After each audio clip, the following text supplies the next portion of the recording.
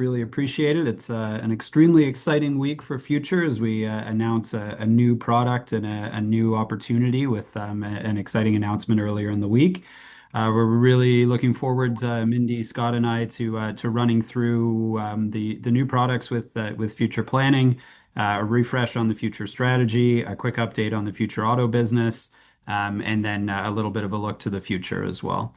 So with future planning and adding in this product, we're really excited about the users that are coming on, the opportunity for a net new funnel, the opportunity for new revenue, and the opportunity for a generally new set of functionality around the Future Agent app. So the three key value propositions for the Future Agent app, and I'll turn it over to Scott in a moment for some introductory remarks before we go deep into the future planning side. Saving 20 minutes a day, using the Future Agent app to do things, including making payments and getting paid to monetize your personal information. You can really take a few steps back and really think about the value proposition of the agent. So let's run through, we'll go through a quick refresher on strategy and then dive in. Scott, do you want to get started? Absolutely. Hello, friends and neighbors. Scott Paterson, nice to see everybody. Thanks for checking in. I do think it's really important. We spent a couple minutes on go back to the first slide if you don't mind, Alex, if you're controlling that, the big picture, because we're in an environment where obviously there's these behemoths that are the large language models. They are the behemoths that are the operating systems. And every one of these major players are working to play a meaningful or the central role in people's lives as it relates to their own data. We do think, though, we found a very, very unique lane with respect to the business methodology and the strategy, which we think can come right down the fairway and create tremendous value. And with the timings right, who knows, maybe tremendous, tremendous value. But to refresh everybody's memory, the Future Agent app is really about, it's a financially serviced focused app, but it is designed to add efficacy to people's lives well beyond financial services because it has three fundamental tenets to it. And the first one is that it saves people time every day. We say 20 minutes. The truth of it is it can save you hours and hours and hours because there's a document or an adjusted cost base or some medical test you did at some point in the past. I've said for many, many years as we built the technology associated with this, that the most value will be realized years ahead where you need something. You need clean title on your cottage or your house. Where's the building permit for that? There's a particular medical test that you want to reconcile with a current one. There's a degree that you need to provide to somebody. There are, you can just imagine, and I'd be shocked if everyone on the phone has not had moments where they're pulling their hair out as they look for documentation. Apparently, the stats say that executives and their team spend as much as 18% of their time looking for data and documentation. So sometimes it's as simple as, hey, my health card is there, my driver's license, my student visa. Other times it's more complex. So the point is, the app saves time every day. Very, very, very valuable premise, obviously. The second thing is our app, which, by the way, in July will be live in the App Store, initially for our future payments customers. And Alex will go into that in a little bit of detail here in a second. But the app does things for you. It can make payments, which it does today in the United States. But it can also do, hey, Alex and I are going fishing in Maine. Do we need a fishing license? You can fish in Maine between June 23rd and July 30th. The agent will say for smallmouth bass, it's $35. Would you like me to get you that fishing license for you? Oh, but by the way, Scott, I see two addresses on recent documentation. Is it XYZ Street or is it ABC Street? And I'll make that payment for you. So the app can do things for you, which is pretty powerful. Think about it. It's just an agent. We're talking about the way we use large language models. That behavior is becoming commonplace. You should feel very comfortable with that. The notion that we give as an example with car insurance, because it was real for me getting a crack in my windshield and I didn't know if I had insurance on that windshield. Hey, do I have insurance for a new windshield if I have a crack in my windshield? And the agent says, hang on, I'll find that insurance policy. I found insurance policy February 12th, 2025. I see two cars though. Is this your Escalade? No. Is this your BMW X5? Yes, it is. Yes, you have insurance, $2,000 a year, subject to $200 deductible. Do you want me to contact the insurance company? Now, what should give everybody comfort is you take that insurance policy and drag and drop that to ChatGPT, and it'll give you the exact same answer. So that's a behavioral. I think everybody would agree that behavior is happening very, very quickly, and we're taking advantage of that. And there's massive reasons why having that in a container, having that in an app, are to the individual's benefit. And I'll also touch upon that a bit. The third one, though, is a bit of the game changer with respect to our strategy. And if you think about Google or Meta, I mean, what's not to love about these incredible business models? Google's changed the world, $4 trillion market cap, unbelievable value proposition. What time is the restaurant open? What's on the menu? They keep all the revenue as they sell you targeted ads, and they keep that money. ChatGPT just announced their first ads in trial. Great value proposition, obviously aligned with the query that you've given, and they keep all the money. That's how it's valued, at least in the last financing at 850 million. We'll see what price it goes in its IPO that's coming up. What we're saying is that the FUTR Agent app, it's not free like Dropbox. You definitely don't pay for it. We pay you. We pay you in future tokens, and we pay you every single time you upload a document, and we pay you if you use the app to make payments as well.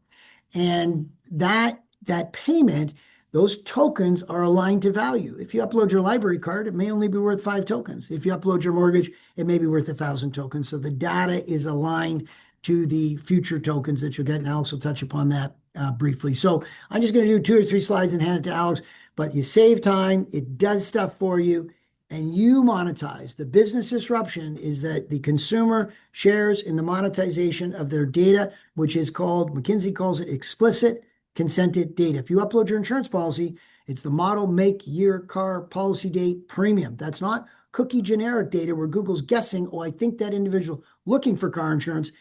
Our engine knows when it is, and if you consent, then Geico Progressive can come in and offer you a competitive offering. And by the way, if my premium's $1,800, that agent's going to say when I upload it, hey, Scott, good move on uploading your car insurance policy. You've just earned 1,000 tokens. And when that policy matures in October, your existing carrier is going to be in touch with you, typically about 60 days beforehand to renew. About a week before that, you're going to get some offers, and you can consider them. Now Geico and Progressive come in. They know my premium's $1,800. It's all automated, of course. They say, you know what? We'll take $1,200 cash and 4,000 tokens. What just happened? The consumer monetized their personal information, save $50 a month, $75 a month, whatever it may be. That's customer acquisition cost to Geico or Progressive. But they can take those tokens they've received in lieu of cash, and they can redeem them for more leads. So there's a whole strategy and ecosystem that we've been working for a long, long time to put together. Okay, next, a couple of quick slides from me, and over to you, Alex. So just very big picture. This is the 4 things on the left. This is the agent. This is a digital vault. This is a digital wallet. That's where the tokens are stored. And it's the ability to make payments. The constituents are obviously the mobile app user. The brands, the bottom, those are the Geicos and the Progressives, people that buy data with your consent. You share in that monetization and show you offers that you'll consider. Consumer-facing enterprises are our unique strategy with respect to how do we go and get FUTR Agent app users. So let's just go to the next slide, please, Alex. And just to sort of put a little meat on the bones, the agent's configurable. We've showed you this robot, but think the gaming mentality, that can be whatever you want in terms of look, feel around what kind of robot that is. Where we're headed with that is we think you can license, we want to bring to the table your ability to license your favorite actor talking to you in the morning. This may sound morbid. Maybe it's your deceased mother talking to you. I mean, that's our vision around the configurability of that agent, and everybody is already starting to experience the familiarity they have, whether using ChatGPT or one of the other large language models. The vault, that's the digital vault. That comes from FUTR Vault, the sister company, the private fintech company, which now is at 890,000 vaults in the field. So that's become a very real company from a security perspective, from a delivery perspective, from a liability perspective. And that's a very cool way for people to store and manage their information. I have 20,000 documents, 20,000. I save my eyeglass prescription, my kids' report cards, my healthcare tests, and of course, all my financial information. The wallet, that's the digital wallet. Where do those tokens go? And there's a whole bunch of things that you can do from that perspective. The FUTR Foundation, by the way, which is independent of FUTR, was established in the Bahamas in July 2022, and they contracted with FUTR to fulfill their mandate, which is to provide consumers the ability to monetize their personal information. And the fourth piece is the payment engine, which exists today and is becoming even more robust every single day. One more slide, I think, for me, Alex, one and a half. This graph of your life, home, auto, health, investments, telecom, content, everything that you do, I don't know if everybody realizes it, but Google has this on everybody. So does Meta. That exists. And you can actually get it. It's a little cumbersome to do it. And, there's a lot of errors in it. You might find, somebody's an executive or whatever, and it says they're an executive somewhere else. And people do take the effort from time to time to go and see what their profile is. But that's what drives their ability to deliver you targeted ads. We're saying that the consumer should have this transparently at their fingertips. You should be able to ask any question under the sun. You should be able to direct actions. Might be filing taxes. It might be, looking at your latest blood test. Could be anything you can imagine. While we are financially services focused, we want you to be able to store everything in your life and have it at your fingertips. And to that effect, and the last slide I'm going to do is the next slide, which is strategically, we said, wow, that's a big ocean to boil. So why don't we pick a couple of segments, go deep, deep, deep into those segments, and which is why we acquired the show we did when we went public. We acquired it because it had an auto lending payments facilitation business, primarily in New York State. Mindy Bruns, who's on the phone, is a spectacular executive. She's been building that business and retransforming it, and she's going to talk a little bit about what she's done there. And we spent meaningful dollars of the dollars we've raised so far to bring in a brand new platform. But the whole idea is pick two segments amongst that wheel, go very deep, build real businesses associated with them. But what are they? Well, they're both financial services applications, meaning auto lending. They'll explain that in a second, how we facilitate and help consumers save money. And now financial planning with the assets that we just acquired. The big Trojan horse strategy is that you leave the auto dealership with the FUTR Agent app and all your auto lending details, but you're in the framework of, oh, this app helps save me interest. I want to understand what else I can do with financial services. Same thing with financial planning. It's a bonanza with respect. Think about it. What's your 401k size? Do you own a car? Do you lease it? Do you own a home? Et cetera, et cetera.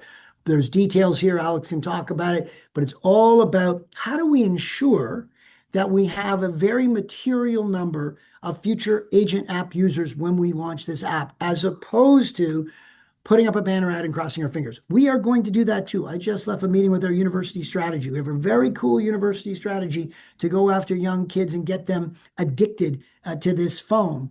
Those guerrilla marketing. And there'll be a day where that will be very, very important.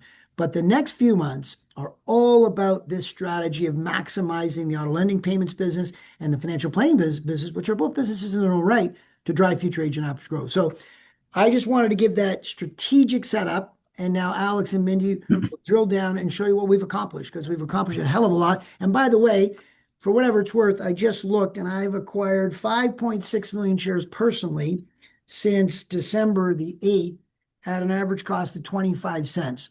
So I think, the stock is just ridiculously cheap, and I plan to continue to acquire shares. And I'm a guy who puts his money where his mouth is. Alex, over to you. Amazing. Great overview as always, Scott. Really digging into this wheel and this data wheel here, because this is a big, big, big idea. And there's going to be big, big execution that comes along with this big idea.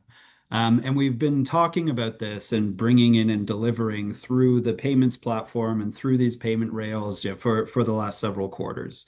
Where we're extremely excited today is to add another channel to that, but all really driving around that same strategy, the same monetization engines, the same revenue drivers, and ultimately around this combined harmonized set of users and set of data. Because really the underlying value of this application is in this comprehensive data set and in the differentiated data set that's really focused on financial services. So key from FUTR Payments, and we'll talk a little bit about the flow and some of the updates on that side. 43,000 active users currently, 212,000 historic users. We have now with planning as well about 1.2 million users that are addressable to be able to bring on and to be able to grow into the agent app. Just key value propositions from the payment side that drive into this data wheel. Users save $3,000 in interest when they use the app, or when they use the agent, and when they use the payment rails right from the auto dealers that are there. Currently, we're onboarding users into the platform from 160 dealers in the US. We had a record quarter in Q1 of adding an incremental 22 on top of that. And Mindy will give a little bit of an update going forward on the auto space as well, as we're well underway through Q2. And ultimately, users leave that dealership with their auto data inside the agent and inside the application, and their token rewards for the data that's attached to that. And as Scott mentioned, the actual application itself will be live in the App Store for users coming through this channel in July. And we're continuing to grow out functionality from there within the actual application itself. But we're really excited today, and the focus of this discussion and this webinar is around our new channel. So again, all connected to the same strategy, the same platform, the same technology stack, a new delivery mechanism, a new revenue source, and a new business called FUTR Planning. So currently, FUTR Planning, the underlying technology and the underlying assets are delivering about 6,000 plans monthly. Each of those plans is matched up with a financial advisor that is paying for the opportunity to provide and present that plan to the consumer. There's nearly 1 million historic plans that have been delivered over the last year. And I'll talk a little bit about the strategy of exactly why we did this and why this is so valuable to us. But ultimately, users join from social ads. They get a free financial plan in about 3 minutes. They get a free advisor consultation. And as we fully integrate this new set of technology, that financial plan will be delivered again right through the FUTR Agent app. If you think about all the data that's coming in around all of the questions around your fulsome financial plan, that's extremely valuable to the agent and ultimately extremely valuable to you as a consumer. Currently, you're getting access to financial planning. You'll be able to get access to the full suite of value propositions of the FUTR Agent once this is delivered through the actual agent plan or through the actual agent application. And the fulsome integration on that is planned for Q4 currently. But again, this is an operating business that we'll be integrating and incorporating in real time, and a revenue generating business as of today as well. But the big picture here is that this data wheel is our full business model and the ultimate big picture vision. You can't boil the ocean. You can't attack everything at once. You can't expect people to come in and just start delivering data. So being able to find and deliver these value propositions that get people inside that full experience, that's really the strategy in the short term. And now we have two key drivers of users for that strategy. So let's talk a little bit about FUTR Planning specifically. So you can see here on the left a little bit of a view behind the scenes. This is a very simple onboarding mechanism by design to get users through a social flow into a questionnaire and then into a financial plan that can be delivered to a financial advisor in its day to day. But there's a lot of meat behind it. There's a really valuable, robust financial planning engine that sits behind this. That we've started to layer in some agentic outcomes, be able to ask anything about your plan, be able to modify your plan, be able to deliver insights around your plan, and just be able to really get deeper into that data that sits right behind all of these simple survey questions and start delivering this through the FUTR platform and through the existing underlying high quality technology. So why financial planning? It's an extremely rich top of funnel data set connected from each user joining the FUTR Planning engine. So again, 1 million historic profiles, about 6,000 currently per month. We do expect growth in that number as we continue to grow out that business and we continue to add new advisors. Currently, each of those users is paired up immediately with an advisor in under 60 seconds as a lead and a valuable financial services lead for those financial advisors. As we continue to grow the advisor base, we continue to grow the lead base as well, and the user base, and ultimately the FUTR Agent consumer base. So through a 3-minute onboarding survey, currently the consumer is coming in, is delivering all of this information around income, savings, loans, obligations, everything that forms the basis for a financial plan. Obviously, very high quality, high value information, but self-reported as well. But through this process, the consumer is actively identifying a number of valuable financial services leads and a number of valuable intent triggers through that process. Mortgages, insurance, auto, investments, all of these signals and all of these are coming through this financial plan and currently being delivered to financial advisors, but there's a myriad of lead opportunities that come out of this flow as well. Each consumer onboarded is paired with a paying financial advisor within 60 seconds of plan completion. So as we talk about, and we've talked about a lot in the future story, lead generation, now that engine is actively live and revenue generating as of the close of this transaction. And we'll talk a little bit more about the numbers as we run through it. But there's also the opportunity to, with our existing business, with the future payments engine, to actively drive cross sells. People are flagging and highlighting that there are auto loans in this profile, that there are mortgages in this profile. And especially from a financial planning perspective, the ability to save interest is directly relevant as those consumers are coming in. So we're starting to get this monetization flywheel, and we're starting to drive all of this value within the future ecosystem, even just with these two captive and two initial businesses. The ability to take that self-reported data and enrich it. So put in a mortgage document that backs up the fact that you've stated that you have a mortgage, and earn future tokens and start to fill out and populate your vault, enriching that lead even further. The opportunity to actually integrate and use this robust financial planning engine right into the Future Agent app. So take it, turn it into a mini app within the engine, and really have a robust financial tooling set right within the agent application as well. That also flows through to the advisors that are using the platform and the advisors that are engaged with the platform. And finally, we talked about this and using partners as our onboarding channel. Future Planning has a direct B2C engagement model, a very well proven track record over a decade of finding consumers that are able to come in for a very reasonable cost of acquiring a customer, and valuable consumers, on average of 500K of investable assets. So a proven track record of going out to those direct social channels, finding high value consumers, gaining information and access, and then delivering value to those consumers, all of which are extremely valuable to us at this stage of the Future Agent app. And we're really excited about incorporating this into the broader world of Future. So everybody coming in through Future Payments, through Future Planning, through Future Vault, through the enterprise partners that we're bringing on, through all of these different customer acquisition channels, all go through the same lifelong monetization flywheel. So the payment and banking rails through Future Payments is live and active today. That's about a $6 million run rate business. We'll talk a little bit about the economics that sit behind that in a moment. The expansion we've referenced before, with the joint venture that's continuing to move towards definitive documents with Equibank. There's incremental financial products both through our existing rails, as well as this new joint venture that can grow out that payment and banking rails revenue stream. Now live is the agent-driven lead generation through Future Planning. So financial advisors pay for the right to present a Future Planning financial plan to consumers. This just on a monthly run rate is around 300K of monthly incremental revenue in June. And so we'll grow that out into an annualized number, and talk about the full financial picture towards the end of this presentation. On the roadmap, we have one source of lead generation revenue now. This is a universal comprehensive lead generation engine. As people come in and flag more high intent opportunities, as more data and documents are contributed, as more information and more engagement is there with the agent, the opportunities for lead generation, not just from a revenue perspective, but also from a consumer value perspective, hyper personalized products that are trained exactly you and delivered by an agent that intimately knows you, is a very differentiated value proposition. And as we grow out and continue to bring on additional and incremental lead generation partners, we'll continue to see the financial impacts of that as well.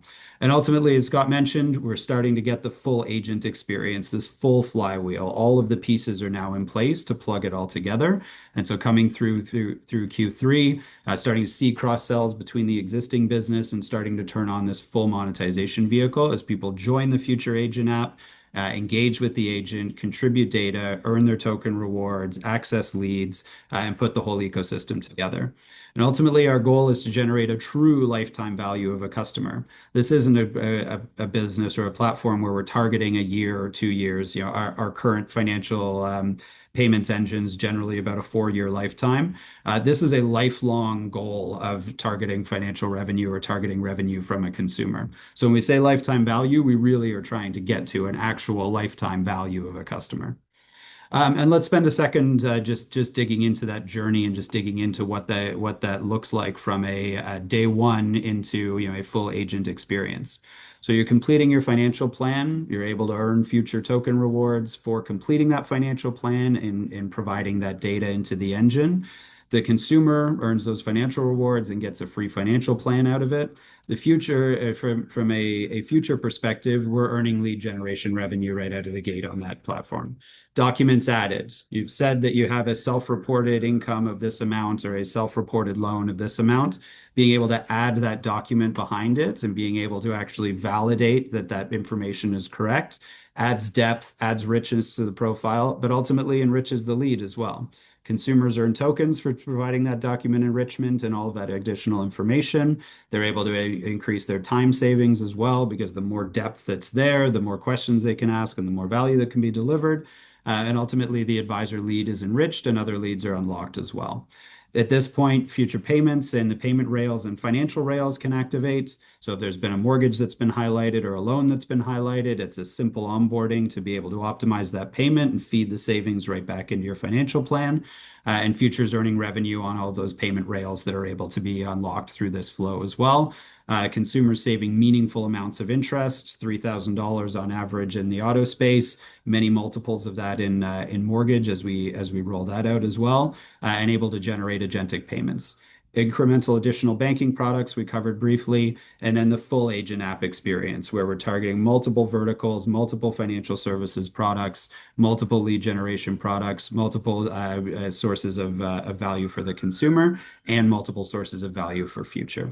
So it really is this journey from these narrow customer onboarding strategies and narrow customer onboarding channels, in our case, that are little businesses in their own right, into this fulsome financial wheel and this full long-term engagement with the consumer.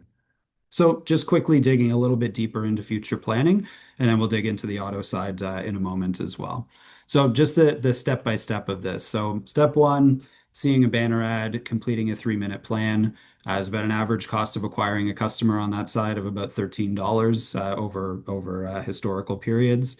And 3 minutes, just answer a bunch of questions, and you end up with your targeted plan and your simple financial plan. You're getting retirements and financial insights.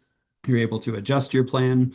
You're able to get those recommendations, make changes, make tweaks, use the agent to make those changes for you, and really lock it into how you want to govern your savings and your financial planning going forward. Currently, you get connected to an advisor to review that actual plan, and that's where the lead generation revenue model kicks in. And ultimately, when that plan is delivered fully through the FUTR Agent app in towards Q4, you'll be able to enhance that plan with additional documents, be able to deliver and modify that plan constantly, and have that as one of the anchors of your FUTR Agent app engagement experience. So just a couple of quick stats on the historical profile of consumers coming through this. Nearly 1 million plans have been delivered in the last decade, 75% or so in the US, 6,000 new plans a month. 26% of those plans identify a car loan, 75% identify a mortgage, which is that cross-sell opportunity, and the average investable assets of around $500,000 as well. So just to sum it up before we move on to the auto journey and a little bit of update on the auto side, we're extremely excited about this new product and this new channel for us. It provides meaningful, differentiated, a new source of revenue, a new source of consumers with extremely high value, and a lot of synergies between our existing business and a highly valuable source of consumers for the FUTR Agent app.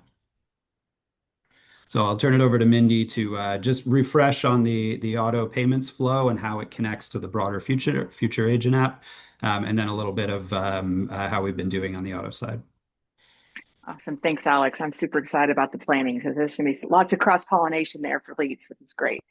But just to kind of just recount where we're at on the auto side to what Scott's referenced at the beginning of the call, we're extremely excited that we're going to be launching the V1 agent app focused on dealers to start. And that was really a lot of feedback we gained over the past 3 to 6 months as we've been launching the new platform, gaining all the feedback from the field and really zoning in on how we can get as many users onto our agent app so we can start pushing out all these new products, the planning, all the things. So, but just to recap, from an experiential perspective, as you are in the dealer and you're buying a car and you're going in and doing your loan information, and that point in that transactional process, we're actually going to be providing the agent app within that flow. And so every consumer that buys a car and walks out of that dealership, and those who are walking out of the dealership in general, will actually have the app on their phone moving forward. One of the first use case we're really focusing in on is from a payments perspective. There are a lot of requirements to process payments for people, as you may or may not be aware. So the first use case we are really focusing in on here is streamlining all the onboarding enrollment processes to make sure that that when that consumer walks out of the dealer, they are locked and loaded, and we have all their sticky information, which is really a great first step to getting a consumer to start going to the app on a regular basis. And from that point, they'll be able to manage their loan products, manage their banking information, be able to access information about their car and windshield wipers, all kinds of great features that we're looking to roll out. But the key here is, it's to Scott's point, it is really a great Trojan horse story, because first we need to get a consumer downloading the app, and we want them to be using it. So this is step one. How we're going to be rolling this out is all dealers that are active on our new platform, is what we call 2.0 right now. Every new consumer that walks out is going to be downloading and using this process. So the first target was, as we mentioned, Q1 was a record quarter for us from a new dealer base growth, which was 22 dealers. And so we're using that to start, and they're our first set of dealers who are going to be able to use this functionality. Just anecdotally, Q2, we've already signed additional dealers, net new dealers that aren't in our ecosystem today, but we'll share more on that towards the end of the quarter. And then next up is, all of our existing dealers, the 160. And we're working through a migration strategy and getting them onto the new platform. So that's our next focus as far as growth, and how we're going to quickly expedite the number of users on our agent app in the short term. And then of course we have not only the 43,000 active users, which we're going to be migrating into the app experience, but we also have historic customers that we're also starting to really get our hands around and plan around how we can start pushing this out to all of them. So there's multiple angles here that we feel will get us new app users in a very short term. And then once they're in, then we would like to push out that planning, for example, and then all the other feature sets from a broader future experience will be coming. So there's a lot on the roadmap. And this is early June is the big kickoff here, and we're excited about where we could take it from here. Alex? Mindy, Yeah. just want to spend 30 seconds on the migration and what sort of, not specific users, but just experientially what we've heard from dealers about the old platform and sort of the initial feedback on the new platform. Oh, yeah, this is good stuff. And at a high level, they are absolutely in love with the new user experience. We had some unique challenges from really around regulatory requirements around knowing your customer processes and the contractual obligations we must have on file to be able to do these transactions. And so the biggest benefit that this app launch is doing for us in 2.0 in general is really streamlining that, automating it, instant ID verifications. No one's going to walk out without all the paperwork we have on, we call it biweekly agreement, the agreements we need. And so when we talk about migration from our legacy business, who are all in our legacy system over, they're thrilled. And so we've actually already just recently started reaching out saying, hey, we'd like to get you in the queue to start moving over. And, within a couple of days, we've already secured 14 dealers who want to move right away. And so, and just to kind of give you some context of potential volume for us, historically, that 14 rooftop is roughly 2,500 deals over the course of 2025.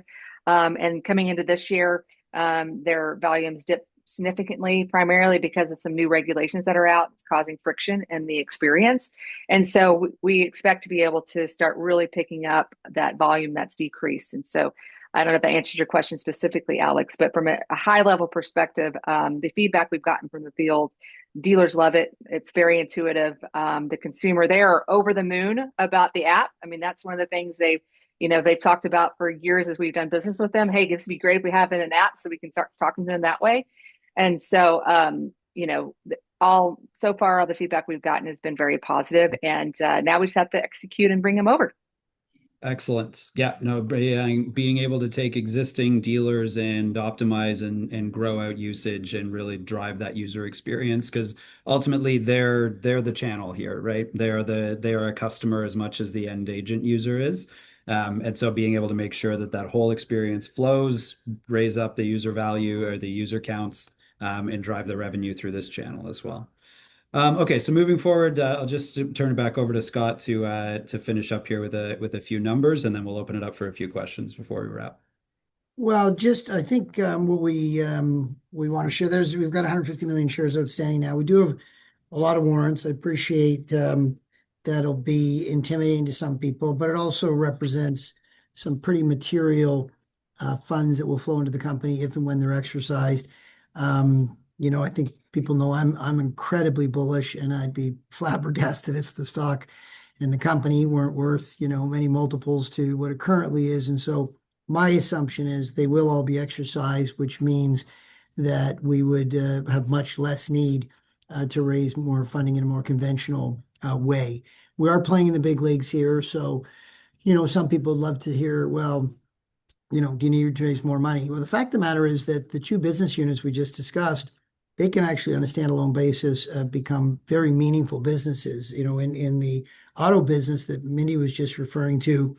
Well, matter of fact, why don't we jump to the next page? Because I think that actually gives it a bit of sense here. So last year, now the company, when we got involved and took on these roles, we decided to change the fiscal year end to December 31. So there's not some apples and oranges as well. We decided it was appropriate to discontinue activities that were taking place in Canada, a very unprofitable business activity at the time. So apples to apples, US only last year, no Canadian revenue associated with that, and it's calendar, so it was a June 30th fiscal year end, and now a December 30th fiscal year end, but the revenue was approximately $6.6 million. You can see the cost of goods sold, very high gross margin in that auto lending payments business, and as it should be. The consumer is paying twice per month, completely transparent, $2.95 as we take money out of their existing bank account and pay their auto lending lender. And they get a tremendous value for that. They end up saving, in today's context, a user of our future payments lending platform today would save somewhere in the $2,800 over a 4-year life of a loan after giving effect to our fees. We also get an upfront fee that's amortized over 4 years. The point is, if you're taking money out of a bank account and sending it somewhere else, it's not a shock to people that there's a very high gross margin there. So that business has a higher gross margin. You can see it was about $5.7 million and the $6.6 million last year. The run rate revenue as we speak, as a consequence of the acquisition of the planning assets that we just completed, we wanted to give people a sense of it. You can see it's as we speak, sort of run rates of about $500,000 plus on the future payments, which we expect to grow rapidly as we add more dealers, and the planning around $300,000 per month. So the current run rate revenue, which we're comfortable disclosing, is about $800,000 a month, which is about $9.7 million. Now, we're going after, obviously, the hopes and aspirations and expectations are many, many times that with the success of our app. But we want to share with the shareholders and candidate shareholders that this business in its own right, even though these are pieces of a strategic strategy, are showing, what we would argue is pretty exciting. 50% growth in Apple against an Apple last year's auto lending payments versus where we are today. So very exciting for the company. The fact that these two businesses can be standalone growth engines, from my perspective, is gravy, because where we're headed is that we will open up the ability for any consumer-facing enterprise, in any industry that's consumer-facing, to be our partner, to deliver future agent app users They'll have their mini app with their logo, so it's co-branding inside of our app. They will have a share in future tokens, a share of what their end consumers get. They also get a share in our commission as a business over time, not indefinitely, but for a period of time. And there's a whole gamification strategy that encourages enterprises to come earlier than later to be part of that journey. But our business philosophy was if we control two businesses, the auto lending payments platform and the financial planning platform, we don't run into the friction of when third parties, is it a priority? A meeting gets pushed out, all those basic things. We can do A/B testing. We can do a whole myriad of things. Almost think about it as this master beta, if you will, in a sea in which we would like to think down the road, any consumer-facing business could come into our platform and say, I'd like that widget on my platform, or I would like the FUTR Agent app to appear by a QR code or at a point of sale. And my mini app will end up inside it, and I'm helping my end consumer. I'm unlocking data that they have with me as part of the aggregate data. I think that's sort of the part that sometimes is hard to articulate. But most businesses today, particularly with the advent of AI, are very good at saying, if you buy this hamburger, you're probably buying this fries. If you buy this couch, you're probably buying this ottoman. If you have this telco plan, you're probably buying this internet plan. What we're saying, and we know this to be true, and so do the counterparties, businesses understand that if that data is part of a comprehensive set of data, and the guy who knows it most is Google and Meta with Facebook and Instagram. So this isn't something we're evangelizing. This is proven by some of the most valuable companies in the whole world. That data associated with how they maximize their own outcome, if commingled with other data about that individual for their own benefit, they can unlock value because there's incremental value when it's contextualized as part of other data. And brands will pay more for that. If they want to sell them a car insurance policy, a home insurance policy, it might be an Abercrombie and Fitch sweater. Who knows? A brand will pay more for that when they have that data. So to an enterprise that's consumer facing, my own view is that this trend that a consumer will share in the monetization, this trend that super apps, if you want to call it that, that will allow you to have your own life in a basket, which we call personal life management. Maybe that's the category will stick, maybe it won't, but it sort of encapsulates what we envision, that everything's at your fingertips, that there's incremental value for that consumer delivered by their existing relationship with an enterprise, and the enterprise can share too. And that's what's very exciting about it. And that's what's very different about this business model. I like to give an example. Dropbox, 1 billion people have downloaded Dropbox. So talk about a success story, unbelievable success story. And probably everybody on this call has used Dropbox, and market cap's, I don't know, 6.7 billion, something like that today. Unbelievable service. And they've added the agent capability. In fact, our agent capability and our ability to use the intelligent document processing digital vault embedded in our app, that will soon be absolute table stakes. That won't be, oh my God, you've got some big competitive advantage. It'll mean you have nothing without it. What's different though, and you can answer the question as I pose it, is Dropbox going to add future tokens? Maybe. Is Dropbox going to add banking or checking and savings accounts and credit cards? Maybe. So this is what we think, that we use existing technology in a unique framework, in a unique business model, and it's all about the consumer. And we say it internally all the time. Yes, oh yes, we need to bring brands in because otherwise we're not going to deliver what we can for shareholders. But we're consumer, consumer, consumer, consumer. And if you let me say it all day, I'll say it all day to you. Because if you deliver something of value to the consumer, then everybody will come. But here's the cool part. You don't need 100 million consumers. In fact, when we talk about 6,000 financial plans, which we hope will grow to 10,000, or auto lending payments grow to 10,000 as well, 20,000 plans a month, give us whatever number of months to get there. Obviously, we want to do more than that. But these are people that are buying a financial services product. So the value of that consumer versus somebody that might just decide to use your app for the aforementioned eyeglass prescription or other services, we want them all. But the value of that particular consumer is extremely high. And we look at, somebody said, well, what's a comp? Well, there's a lot of ways to look at this, but the one I sort of think is really interesting is Built in the US, BILT. In the same way that we've focused on auto lending payments and now planning, they focused on rent reporting and rent payment. Now, we have a strategy there too, in a partnership with a company called ZoneTail, and it's exciting, and we're spending time on it, and it's got great potential, particularly since it's a different framework in Canada, and rent reporting is likely to take off in Canada. But Built has 5 million consumers in the United States that make their rent payments, and they report that to Equifax and TransUnion to help the credit rating. They have a credit card, they have rewards. There's a lot of similarities. And we hope to have 5 million people using our platform as well. Frankly, we hope to have 10 times that, many times that in due course. But let's just say that's a medium term target vision goal. The last market cap for Built, and you can check this out, is $10.8 billion. Not $1 billion, $10.8 billion. Our goal is to have 1 million users on our app. I don't know what that time frame is. Call it 24 months is our objective. And using our own assets as the main drivers because we know they're using financial services products. Think about the guy leaving the auto dealer with his agent app and is showing something on car insurance. And auto concierge that Alex didn't talk about and Mindy and team are working very hard on. We know your VIN number. So with that, you can ask it any question. What kind of coolant do I use? What kind of winter tires do I put on? My windshield wiper rubber broke. Order me a new one on Amazon.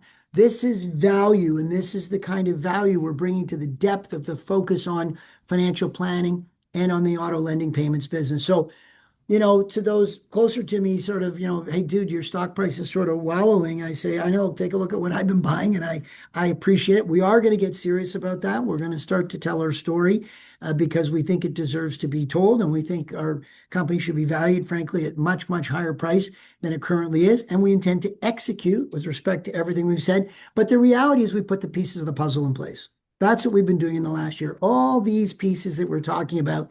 And now, frankly, we're ready to execute both with respect to the rollout of the app and the technology sprints. Mindy was here last week up from Texas. She's under a lot of pressure. What comes on the second sprint coming and all these pieces of the puzzle, Alex as well. And we're very excited. And we think that the back half of this year and next year are going to be extremely exciting for the company. And we hope and expect that the stock price will reflect that. And we're very grateful for those that have invested or even considering investing and keeping an eye on the company. So thank you very much. Amazing. I think we're a little bit over, but maybe we have time for one question, Milana. Hi guys, sorry. So there are a few questions, but let's just do two maybe. The first one is from Greg McLeish, and thank you for asking the question, Greg.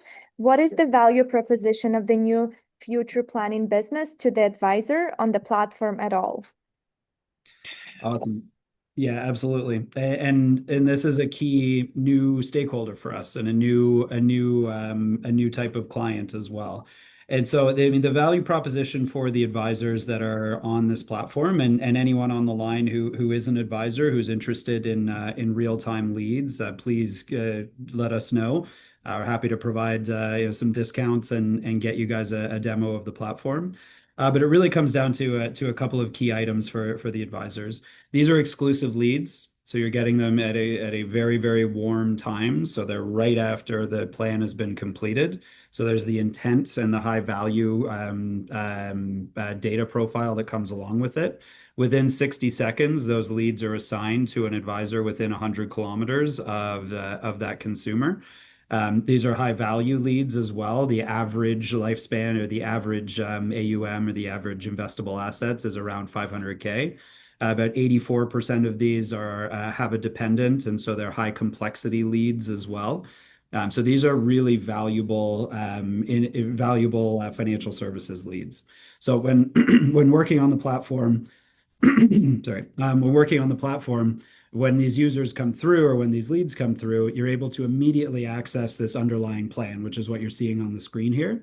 There's a robust ability to gain insights from it, make changes to the plan, ask the agent questions and make little tweaks to it, get insights out of it, start to come up with those ways to close and ways to engage with that consumer rather than just a phone number and an email.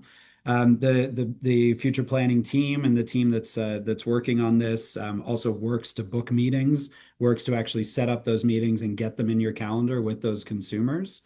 There's also the ability to access world-class coaching and training around how to leverage this platform and how to use these, how to close the most amount of leads on this.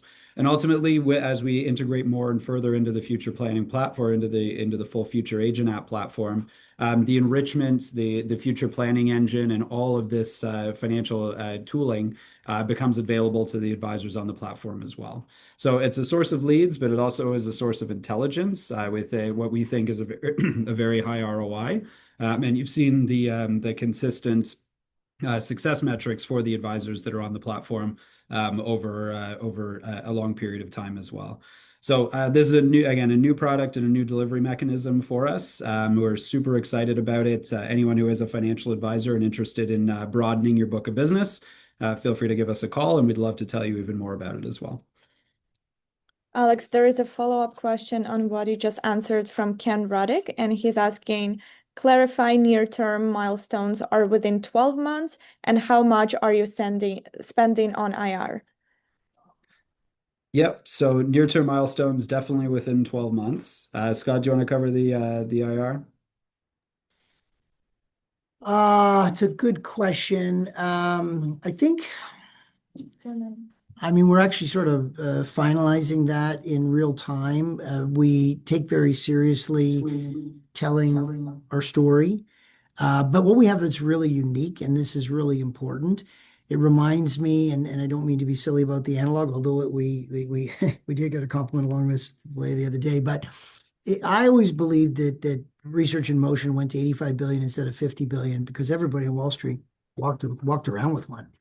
And that's what we're going to do here. We're going to get every single financial advisor that we possibly can on Bay Street and Wall Street and in London using our solution.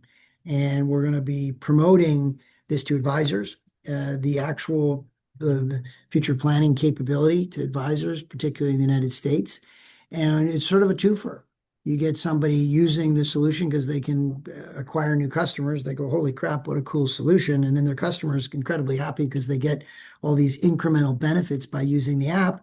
And lo and behold, the Peter Lynch School of Thought, I want to buy what I actually use. So some of our activities there will be around marketing the app and marketing the access for advisors to leads, to people that have filled out a financial plan. Obviously, if you sat down and spent time and shared your 401k balance and whether you owned a car or leased a car, the value of your home, your income, etc., you're serious about financial planning. You want to benefit from financial planning. And so advisors pay for that and they have their own ROI. How many leads do I get until I get a customer? What was my cost of those leads versus how much assets are deposited with me times 75 basis points, 100 basis points, whatever kind of business they do. And so we're very much focused on this combination of get to advisors, tell them the story so that they can buy our planning leads, get to advisors so that they and their clients can use the product. We're also going to have a B2B strategy where we go to advisor groups, and we'll announce something along these lines sooner than later. No big secret saying what we're saying, which is we think some institutions would like to buy a blanket of leads with their brand on it rather than, the lead. And you could ring fence it. So an RIA in Missouri could say, I just want people in Missouri. I want incomes of over 200,000, investable assets over $1 million, et cetera. Boom, our engine can go out and find you those leads. And so if we target that, we think we're indirectly targeting investor relations because of what I said earlier. I think there's a tremendous correlation when people use a product, love a product, and then they say, holy smokes, maybe I should buy this product. Perfect. All right. Well, we're a few minutes over Any other time. questions? Really appreciate everyone's engagement and everyone's attention for this. And it's extremely exciting time for us. About a 50% bump in run rate revenue coming from this in a highly strategic new vertical and a new thing that has been core to our story for a long time. That revenue channel is now live. So the FUTR Agent app coming online through Q3. starting in July in auto dealers, with consumers downloading it and getting their auto payments right through the Agent app, live in the App Store, and then growing the functionality, continuing from there. So very exciting time, lots of catalysts coming down the pipe as well, and feel free to reach out with any further questions. Appreciate everyone's time.